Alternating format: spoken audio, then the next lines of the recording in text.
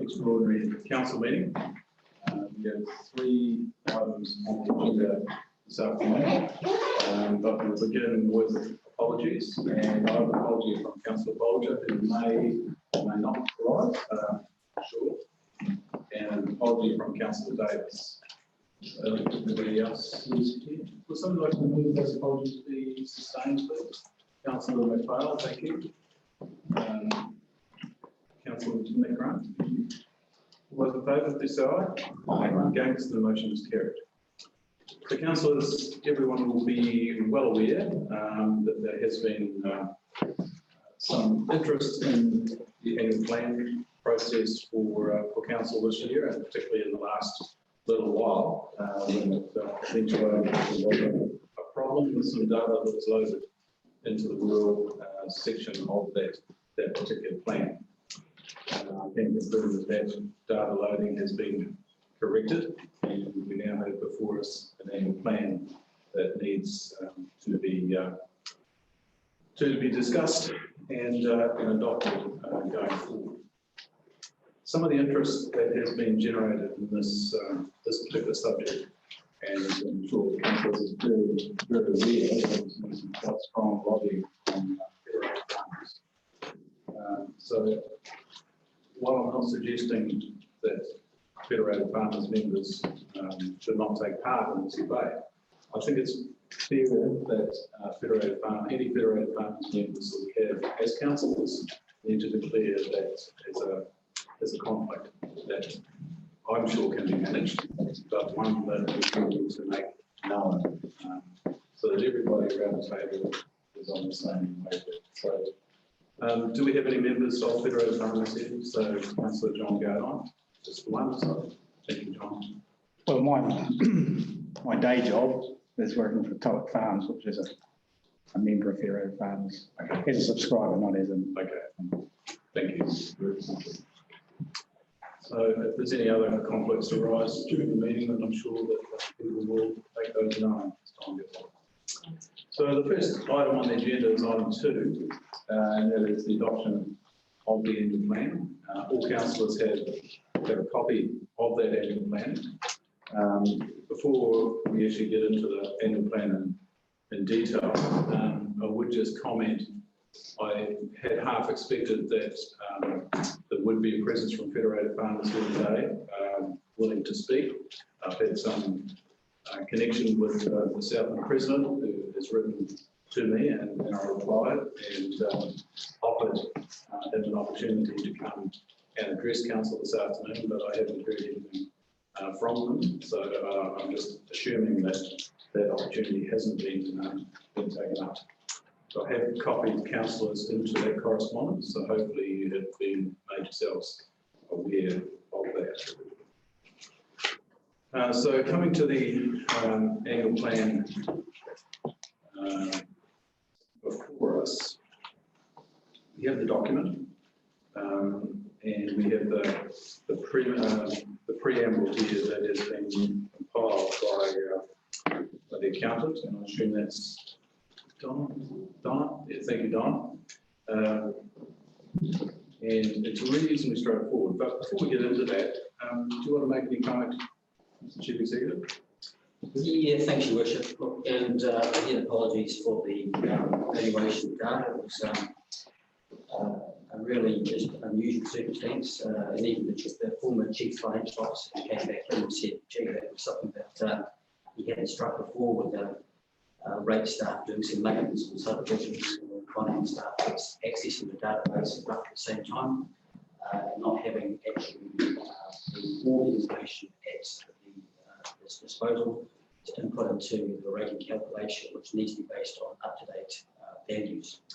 So this annual plan has been disrupted to a large degree by the events of floods, COVID-19, and that has presented issues, and also with the absence of CFO. Annual plans these days are not the annual plans of yesteryear. The law was changed a few years ago so that if you were not a material touch from your long-term plan, it wasn't expected to go through a consultation.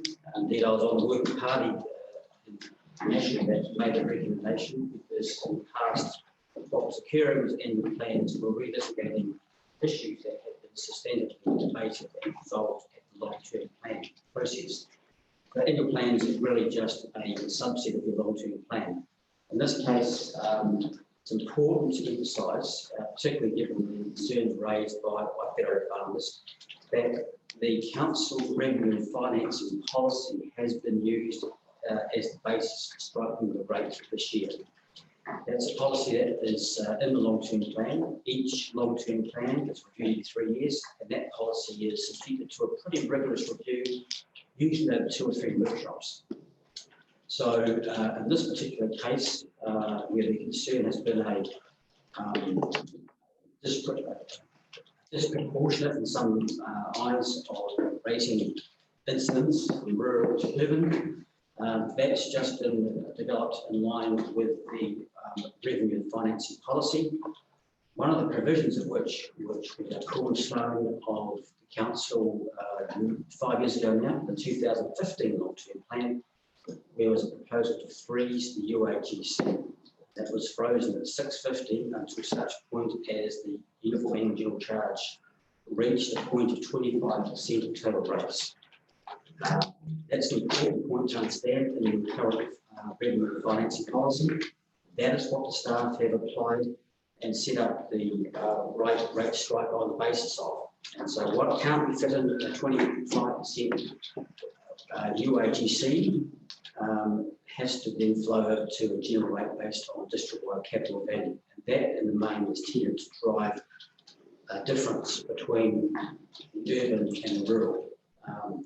So every 3 years, we, the council, and this is your policy, the campus staff just simply administer it, get to work out policy settings, and it's usually done by analysis of who benefits which services, and then the range of rating instruments that you're allowed to use are applied based on political will, and the policies are put out for consultation along with your long-term plan, and then is set in concrete for the next 3 years before it is then reviewed.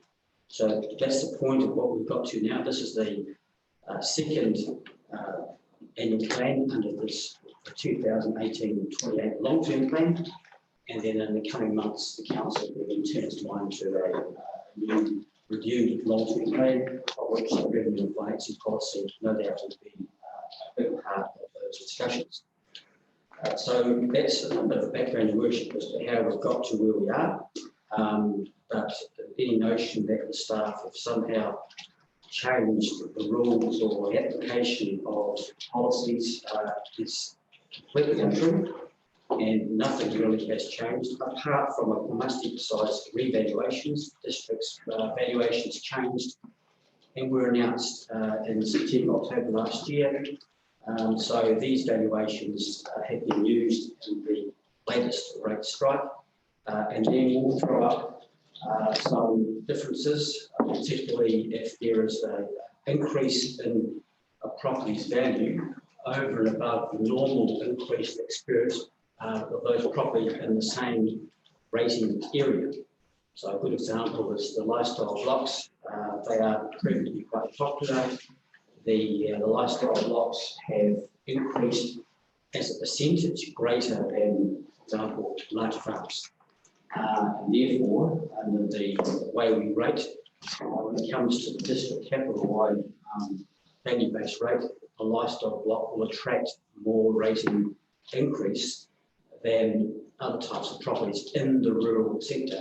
And as I mentioned, or we mentioned in the report, we also find it happening in the urban area and lower value properties, again reflecting quite a high demand. So the percentage lift of those properties is greater than other parts of the same rating area, which has generated a different type of increase. I think that's probably all I'm happy to answer questions, Your Worship. Thank you, Steve. And I guess just on that revaluation, personally, I'm either a victim or a beneficiary, depending on which way you view it, of that shift in valuation. So certainly my rates will be substantially more this coming year than they were previously, but correspondingly the valuation has changed as well.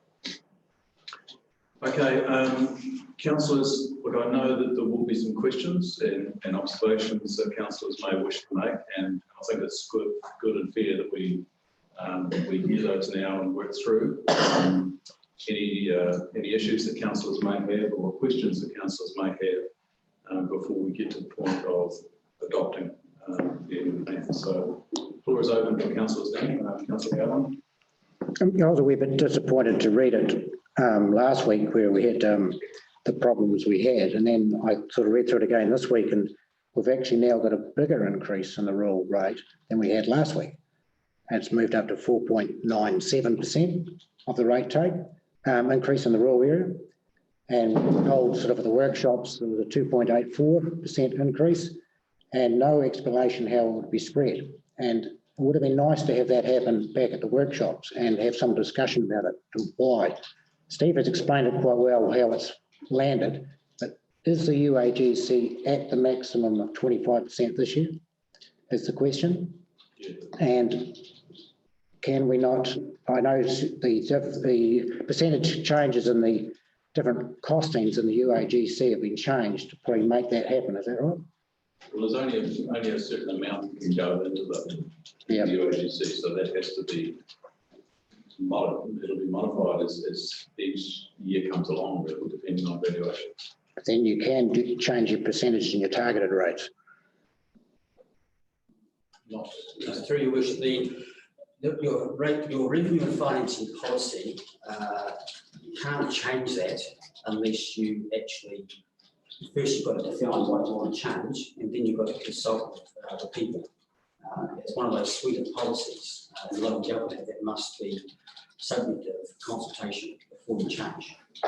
So that's generally why we don't change in between LTPs, because of the time that you need, and because the Act talks about, and as you know, probably Councillor outlined the need to critically examine each activity, who benefits, what type of rating instruments you would apply, and then there's an overall judgment, which is classic judgment about the overall impact on the community or parts thereof.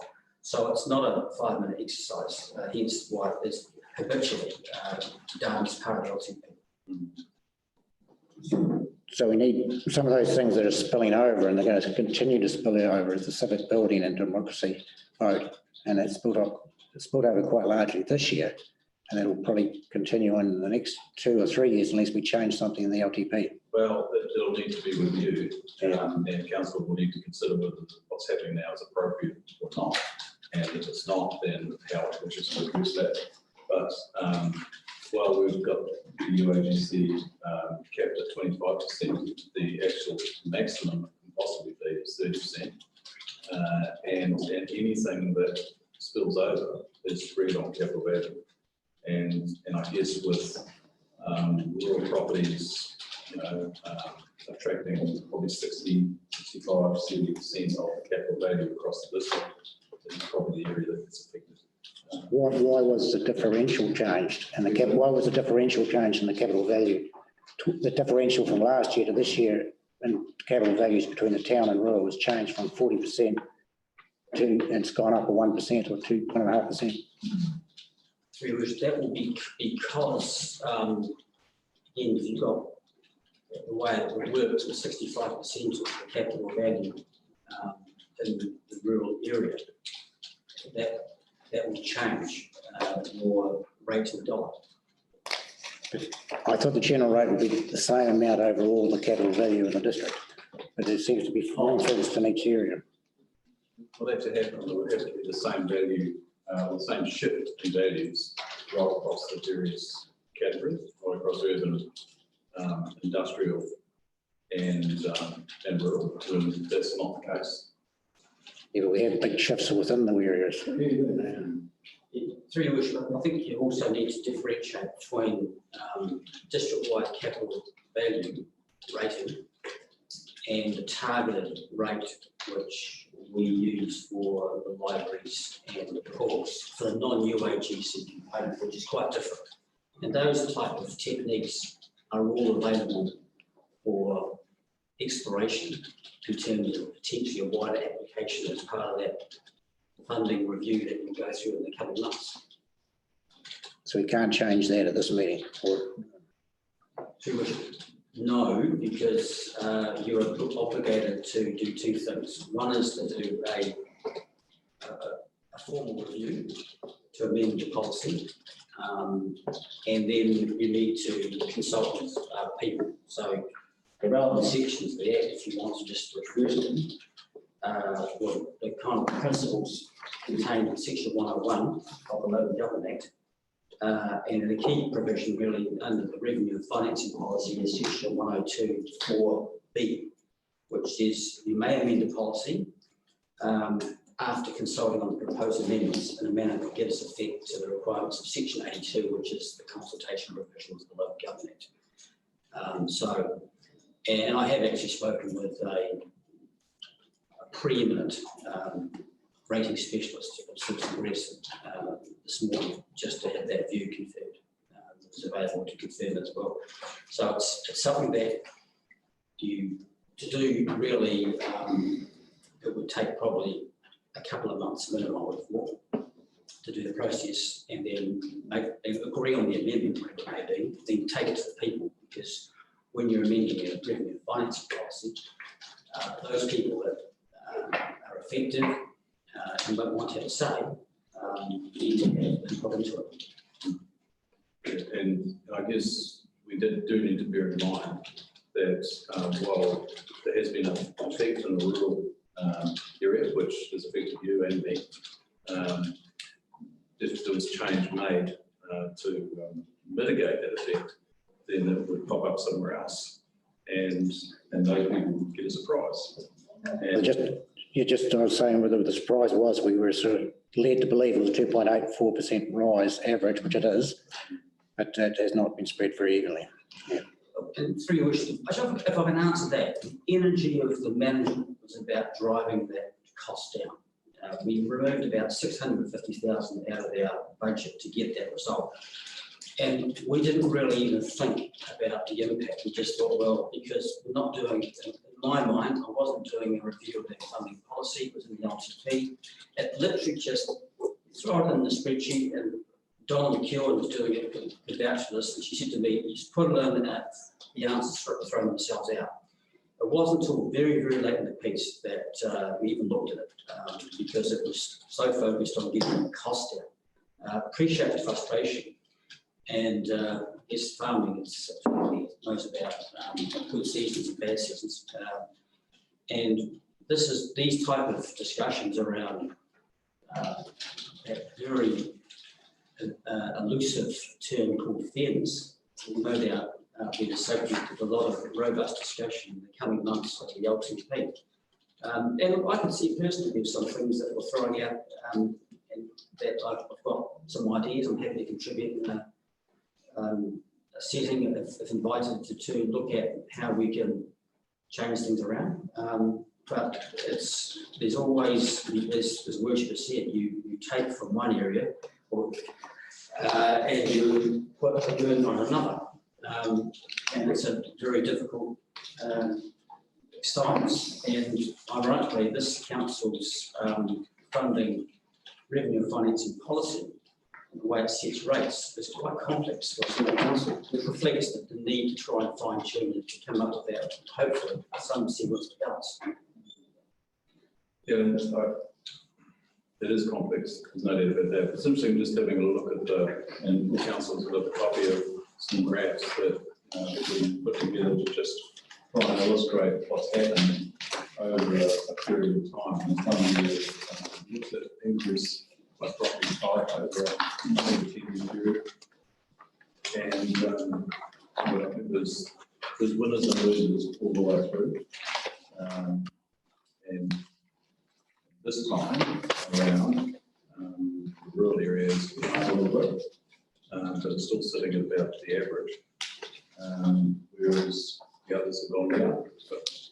So There is no, in my mind and with my experience, there is no magical formula that's going to deliver nirvana to every section of the community.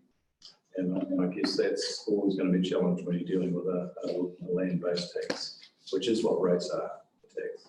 Yes, a capital tax is certainly, there's nothing fair about it. No. Because like, so there's 23% of the unit holders pay 65% of the cost. But that's where the value relies. Yeah. Whether it's a value, but not a earning capacity value. Is So I guess we could have a long discussion. Yes, sir.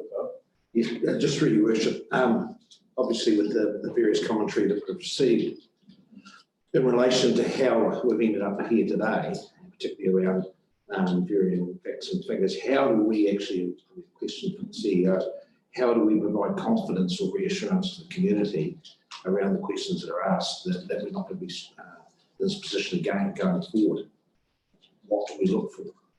Particularly around being informed to have the right balance across the ratepayers, not necessarily a select group, but the ratepayers and homes.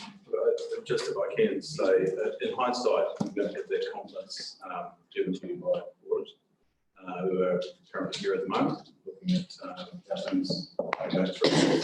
In terms of what happens in the future, that really comes down to the political will around this table to either make change or leave things the way they are and ride that one through. So this is a political exercise, and as we've heard and we've seen and we've experienced, there's going to be winners and losers. There's no solution that I've seen where there's winners right across the spectrum. So I'll be interested to hear what the Chief Executive can say about confidence for the future, but I know with confidence from the past and from what has happened now, that will come with the Yeah, thanks, George. I've got no reservations about the future. I mean, the valuation issue was a real one-off. I think there's been definitely a rare set of circumstances here in that we didn't prepare a consultation document at all for any plan because we're in lockdown. Had we done so, we would have identified the problem earlier. But in regards to the substantive question about confidence about the future in terms of fairness, that really is in your collective hands. We'll come up with all sorts of options. I think I can look back with a bit of pride in our funding policies, and some of them are unique to Gore. We have tried to customise things, and it's added complexity, but it's hopefully got most people over the line in terms of thinking, I can live with that. But when you get into it, you will find that, as Worship said, that it's really hard to find that sweet spot where people can feel that they've been treated reasonably fairly. And rates are one of those things that people tend to want to try and minimise the impact of. But my biggest encouragement as Chief Executive is for councillors to do two things. One is to really get involved. I know ratings might not be terribly sexy for some people, but get involved in the mechanics of it, how it's constructed, because then you'll be far more able to participate in the debates that we'll have. And I think in the past, some councillors thought it may have been a bit too hard, but don't leave it just one or two. We do need to have a diversity of views and a really good debate. And the other thing is that next week on the full council agenda, there is the first report from myself about the LTP and the program to start preparation for that. And I've hinted there that funding issues may well be and debt management the cornerstone of the next edition. So this is your opportunity to design a program. If you want to really go and do a deep dive in some areas, allocate that workshops, that time, and we can have that really good discussion. We can also have the beauty of, if we have start early, is that you can say, well, can we do some modelling on some options and come back and have a look at those options. And so my plea would be that we do these workshops earlier rather than later in the process, so that you've got time and you're not rushed for just trying to throw something together And some councils think they haven't had a really good opportunity to wrestle with some of these options they may have in their mind. I endorse that, and I know that getting our collective heads around the challenges going forward is a time-consuming matter. And while there'll be a number of workshops, they're going to go for several hours at a time. And there's going to be quite a commitment required from all councillors, so that when it comes to rate setting in 12 months' time, you can have confidence not only in the structure of the organisation to deliver a good result, but also in your own mind that you've explored all the opportunities that possibly can be arrived at. Councillor Hosted. Yeah, thanks, Your Worship. Look, I'm concerned as to where we find ourselves with a mistake and extraordinary circumstances. A CFO change, a flood, significant flood, COVID-19, and it just endorses we're a vulnerable small team. We pride ourselves on keeping costs down, especially wage costs, but there are consequences of that.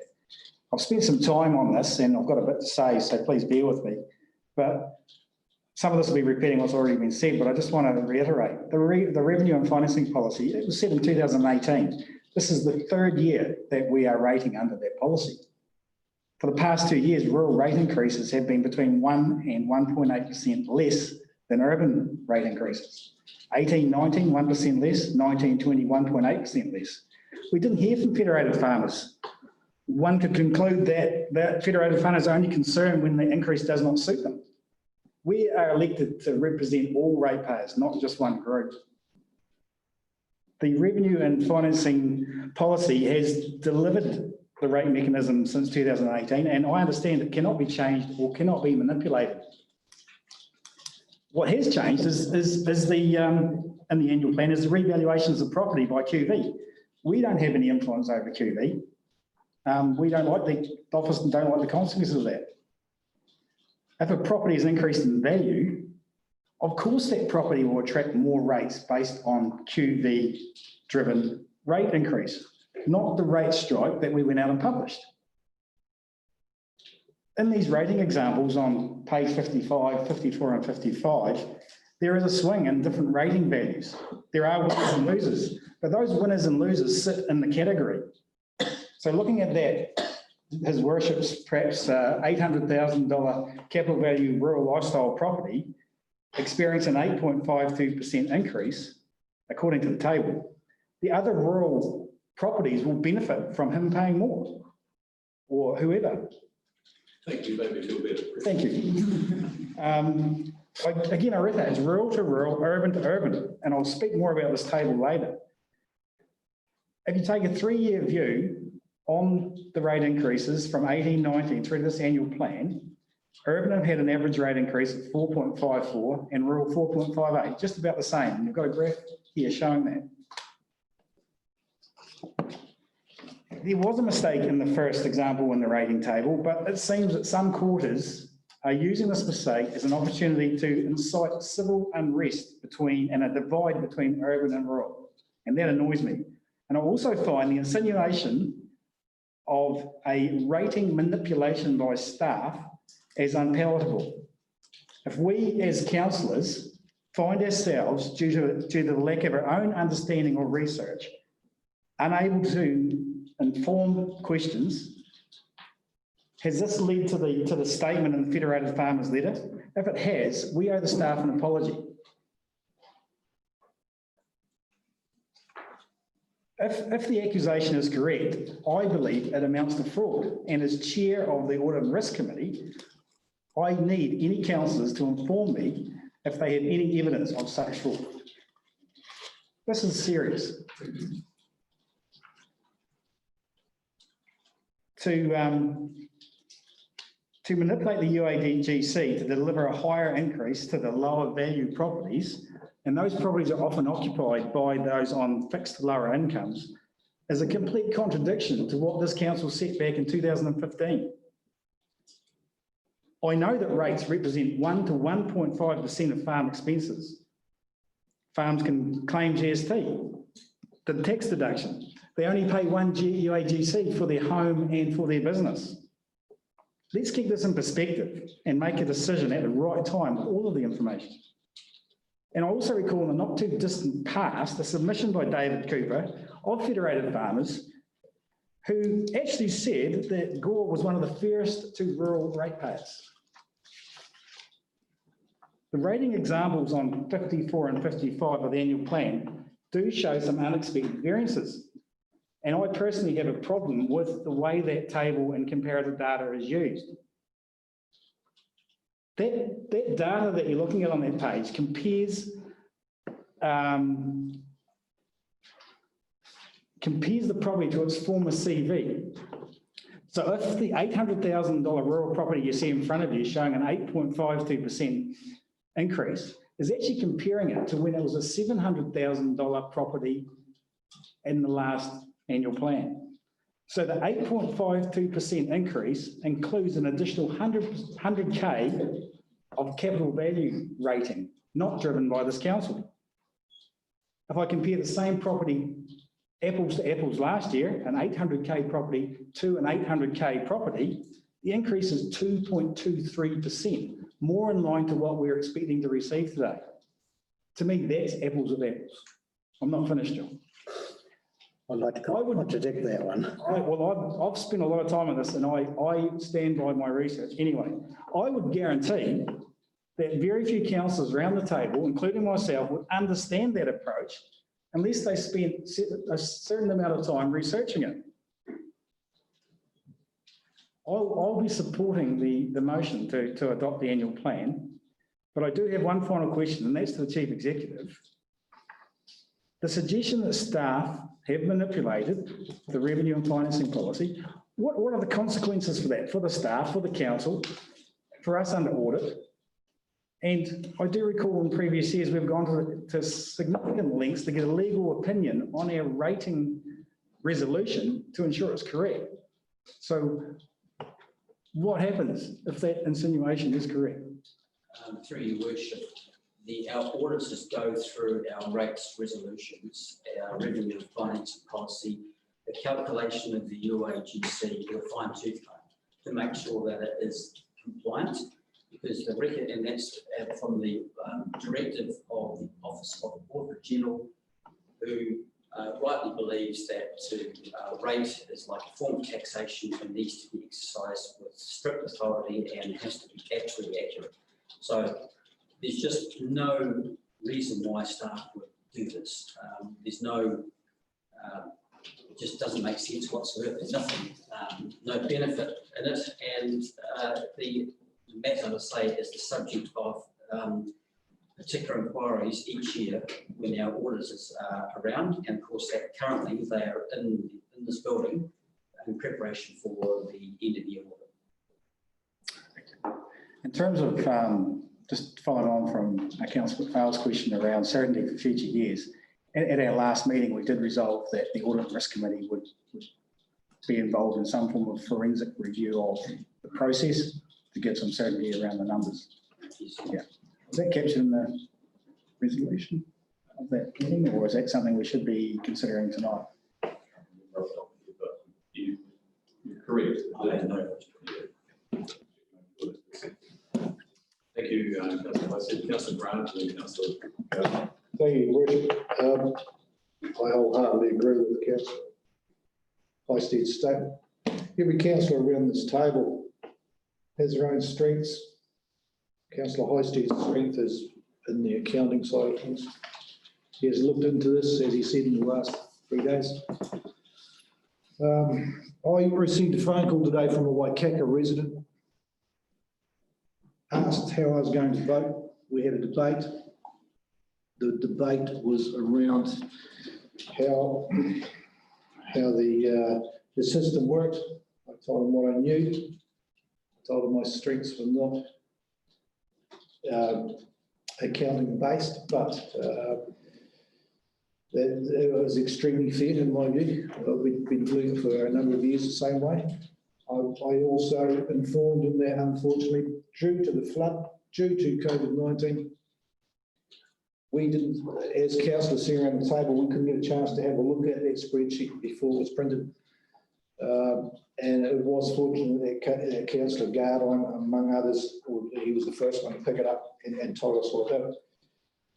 I was then told that if I voted the wrong way, my business would be targeted and I won't receive business from that person, and also other people belonging to his organisation.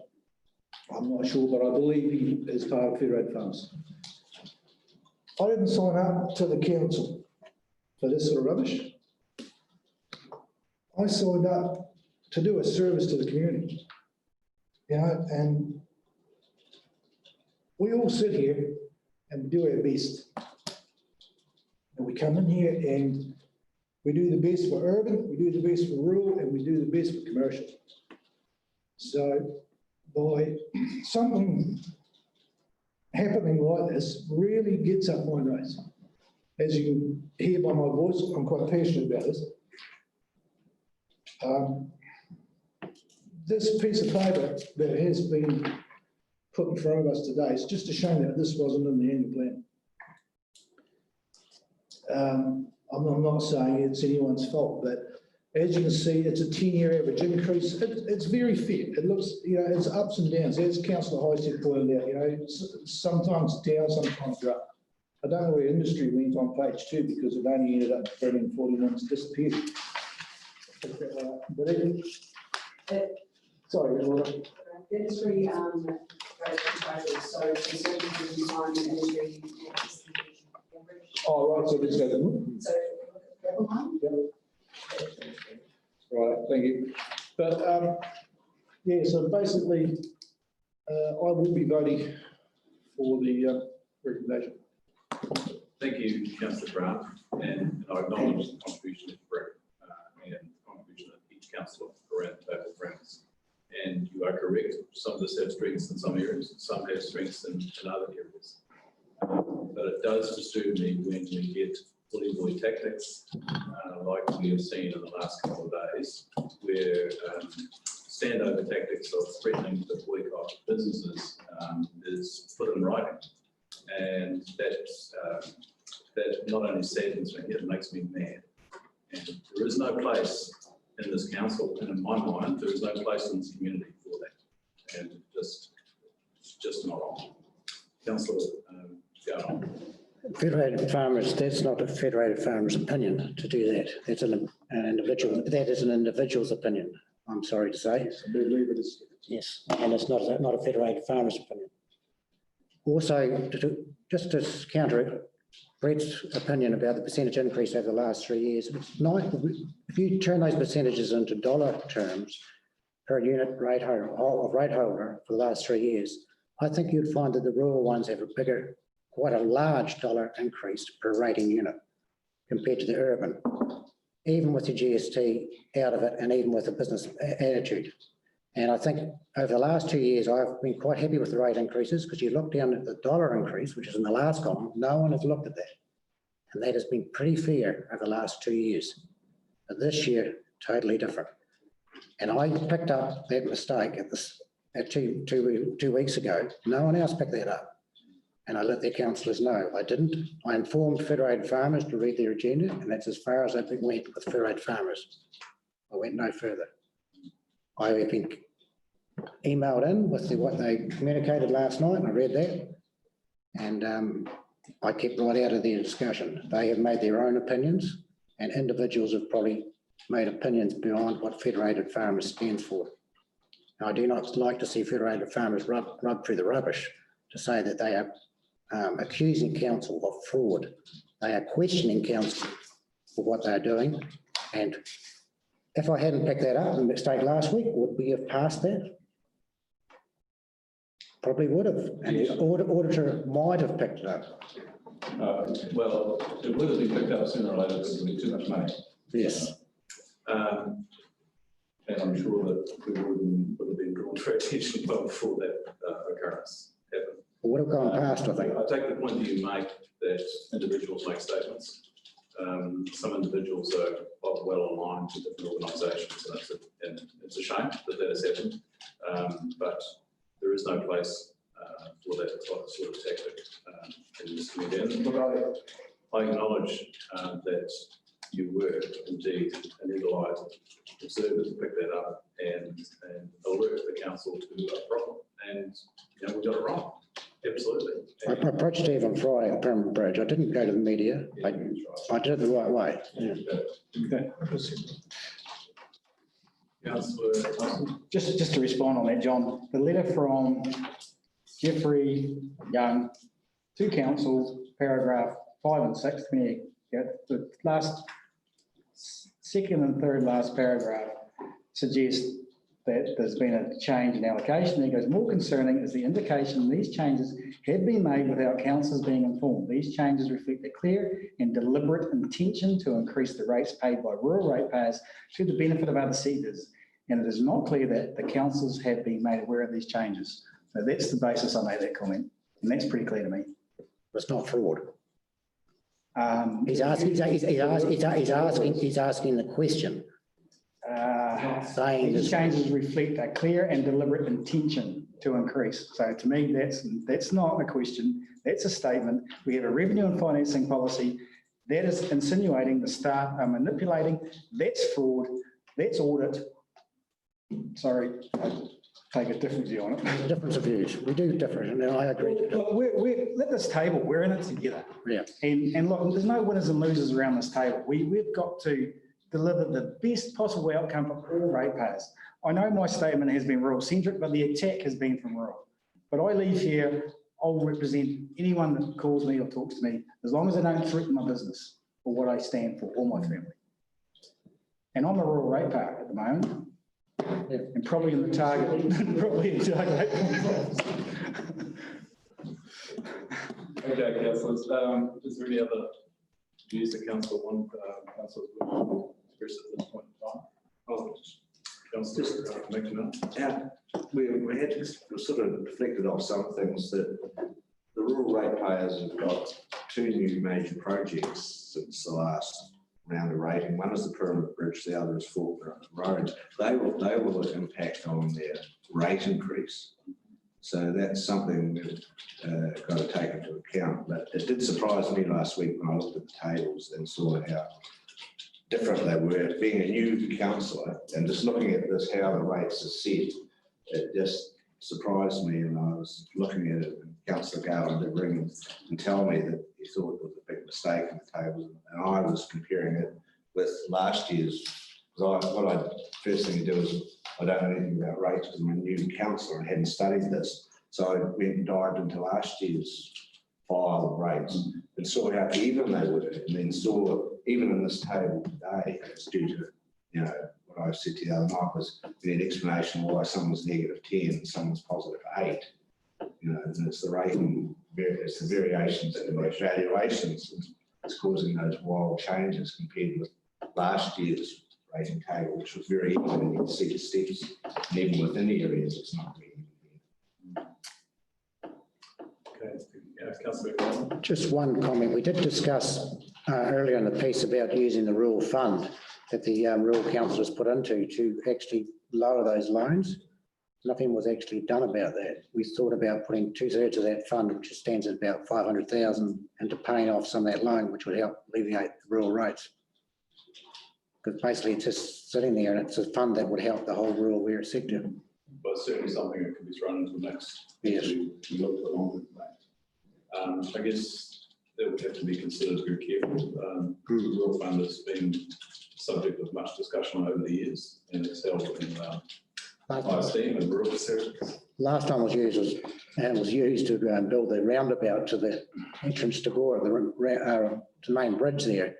And I think there's quite a lot of debate. I wasn't in council, but something like the Pyramid Bridge would be shared evenly amongst all the rural ratepayers and would help alleviate rate rises. Yeah. Okay, councillors. Councillor, one of your tables is still wrong here. Table on page 69 is one of the figures that's wrong on that table. It tells the number of ratepayers in the rural area that are paying UAGC, and it's got a number missing out of it somewhere. It doesn't add up. But look at page 69.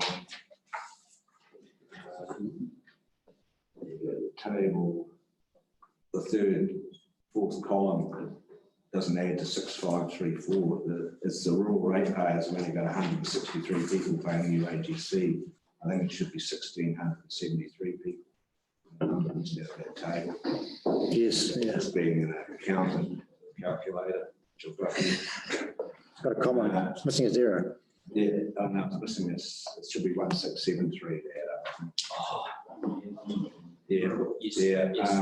Now the other question I've got is these all these funds that are listed on page 71. How many of them are backed by money? Or because I don't know where they are on the balance sheet of the council. I've got 5.26 million for replacement and maintenance of reserves. So two questions. First one, Donna, you want to make a comment? I just wanted to say that the figure is 1,673. Yeah, that's right. And in terms of the cashback funds or special funds, Which is going to Dominic about that I know. I've got it right. Do you want to say, Tom? According to this one time, it has been a bit chaotic. It hasn't been on my radar. There is some funding sitting in term deposits. Top of my head, I think it's just under $2 million, which will be related to what is in the special reserve. Water scheme, Could you just email us? Sorry, email us on list. the big number though. We can, Just asking about the big number. the special requests have got their own cash and dedicated bank accounts. Those top handful there. And what Don was saying is that not sure about the actual quantum of cash to match the range of those, what do we call it, operating reserve accounts.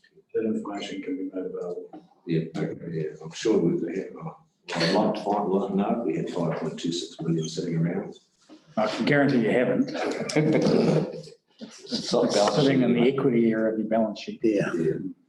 It's a liability. Okay, Councillor. Your worship, question, Steve. Page 68 again, you've got rural hall rating areas.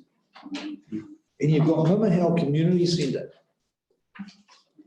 Does the community centre fall inside our district borough or our district area? Probably you find through your worship that part of it does. Because So like part of the rating area will touch, will go into the whole district. Because- Boundary. The physical building won't be a problem. Yeah.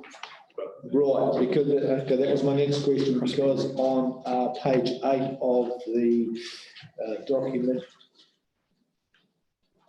not the annual plan, I'm talking about page 8 here of the written document, you're talking about the halls, and Mimihau's not on there. So that'll be the reason. Southam. Through your worship, that's correct. And it's like, I think Mandeville, for example. Yes. Spills into the Southern District Council area. So we will have, We've got $46 for Mandeville Hall, but yeah, it's, and some of those contributors will be Southern District Council ratepayers. Right. Hall itself is in that district. right, whereas Mimihau's not, the hall's on the other side. Yeah. Right, thank you, I cleared that up. Okay, thank you, councillors. Look, I think there's been a good discussion, a good healthy discussion around this particular area, which has been focused on quite strongly over the last few days.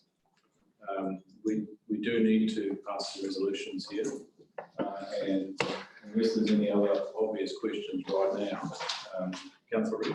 Your worship, it's not a question, it's a comment. I just, before we go any further, I'd like to thank Councillor Heisty for his diligence in providing clarifying information around some of those points, and also Councillor Grant.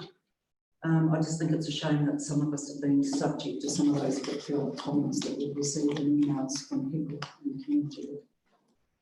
Probably don't realise that we all come to the table with ratepayers' interest at heart, and we are all ratepayers ourselves. So I think it's been a sad reflection on some people. Thank you. So we do have a recommendation on page 2 with regard to adoption of the annual plan. Is there a mover for that three-part resolution or part thereof? I'll move, your worship. You move the three parts. Yes. Dog seconded by that, councillor Reid. Thank you. Is there any further discussion on that? If not, I'll put the motion. All those in favour, please say aye. Aye. Against? Against, Carried. Carried. And you want that recorded? yes, thanks. Councillor Garland recorded as vote against the annual plan. Right, we'll move on then to item 2, which is the rate resolution that goes with that adoption of the annual plan. And a lot of numbers there. Are there any questions that councillors have on what they're reading before them now? Before we get to the point where we need to move that recommendation.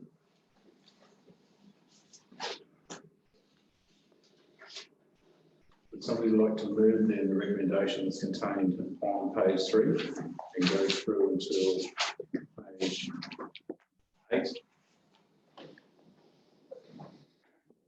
Happy to move. I'll second that. Councillor Phillips, thank you. Is there any discussion on that recommendations? There's not. We're going to put the motion. All those in favour, please say aye. Aye. Against? Against, Against. Motion is carried. And we have a record against councillor Gardine and councillor McDonnell. Is that all? Right, councillors, thank you. Right, we're on now to waste management and minimisation plan review.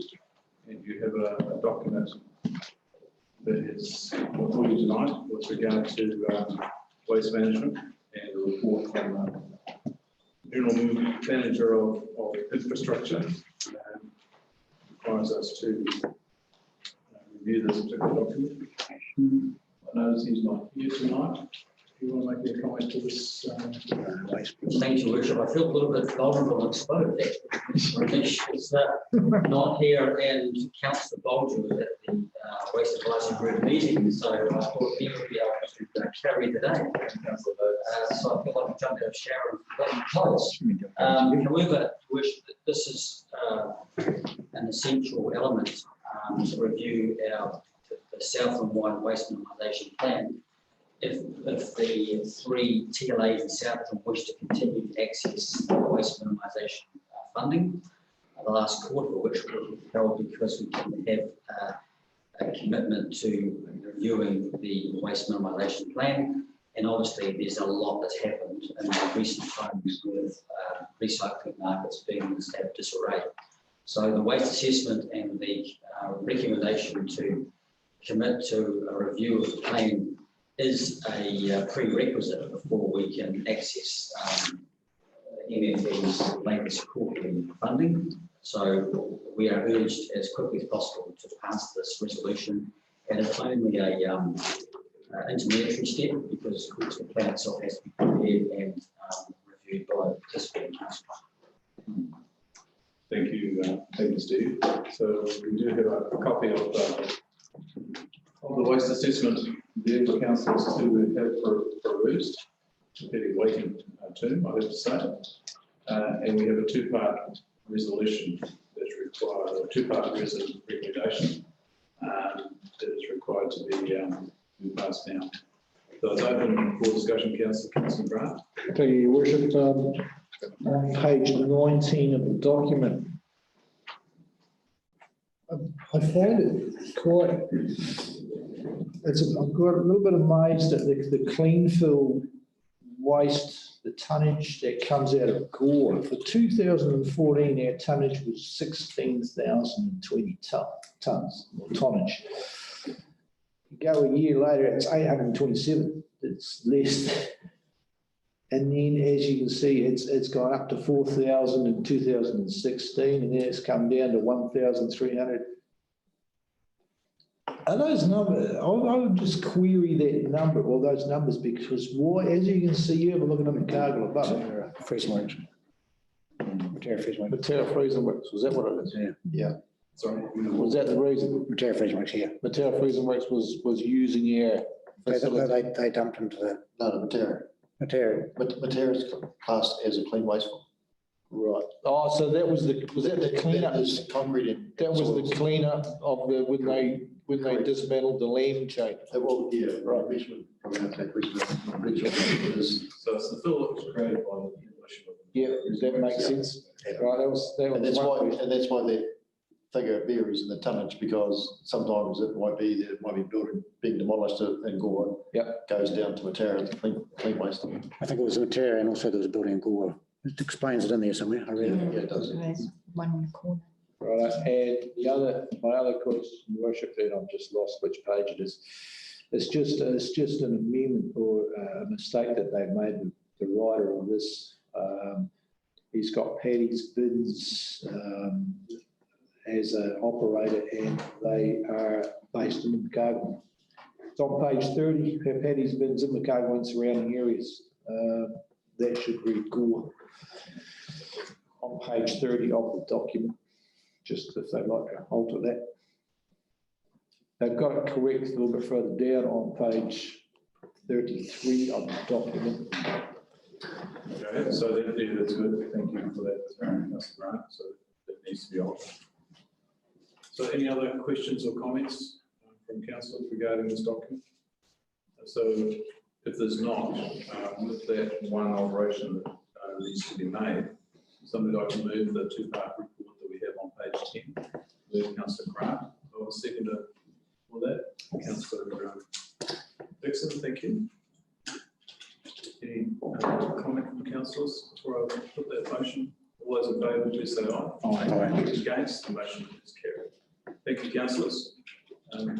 For my reckoning, that brings us to the end of the meeting, and I would just like to say thank you very much, councillors, for the contribution you've made tonight, and it's good to have put this particular issue behind us, but in saying that, there is a lot of work and time required for councillors to understand the rate setting process going forward. And there is no doubt that given the huge volume of work that we have on the agenda, that rates are going to be quite a challenge to manage over the next 10 to 15 years. So, so I look forward to the ideas coming from around the table as to how we can mitigate some of those challenges. Thank you, councillors. We'll declare the meeting closed.